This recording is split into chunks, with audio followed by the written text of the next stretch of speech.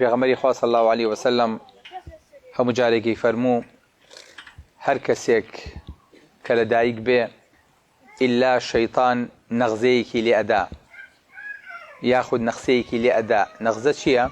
ئەوەیە کە ئاوا بکێشی بە مناڵەکەیە یاخود ئاوا دەستە بەریتە ناو سنگ و ناو پەراسووی مناڵەکە و ئاوا تێویژەنی. جا کورد پێیەڵێ نەقیزە یاخود پێیەڵێ سی خورما یاخود پێوترێ تێکوتان. ئەو کوتانی کە لە گەورەیە ڕۆئەدا لە مناڵیشا بە هەمان شێوە. هەر مناڵێک لەدایکە بێ پێغەمبەری خوا صلی الله عليه وسلم فەرمێ هیچ مناڵێک لێی بێبەش نەبووە ئیلا عیسای کوڕی مەریەم نەبێ. ئەویش لەبەرەوەی کە داپیری دوعای بۆ کە فەرمێت وإني أعيذها بك وذريتها من الشيطان الرجيم. فەرمێ کە دەستی برد بۆ ئەوەی کە دەستی بگاتە عیسا دەستی بەر لانک و ناو پەردەکەی کەوت دەستی نەگەیشتە عیسا. خوای گەورە پاراستی. تەنان پێغەمبەری خوا صلی الله عليه وسلم ئەو نەمنصیفە لە باسکردنی بابەتەکەیان نافەرمێ منیش، ئەفەرمێت تەنها عیسا. یعنی بزانە ئەم دینە چەند گەورەیە، هەر فەزلێک هەر گەورەیەکی هەر کەسێ بێ بۆیە خوێندرێتەوە.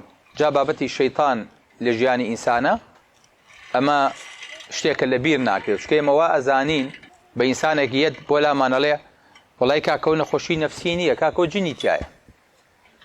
باوکەی تر کەس ناوێت خونی کەوێ چۆن جنی تایە و یعنی چۆن جینەکە چییە کاوە بابە تۆ خۆتۆ وازانیت هەر ئەو کەسە جنی تایە کە جن خۆی پیشانەیە یاخود ئەیترسێنیان چێتە لاشەیەوە.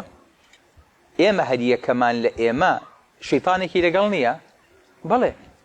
لەو ڕۆژەی کە لەدایک بوویت شەیطانێک یەت سی خورمەیەکت لێ ئەدا ئەڵێ ئەمە مۆری من.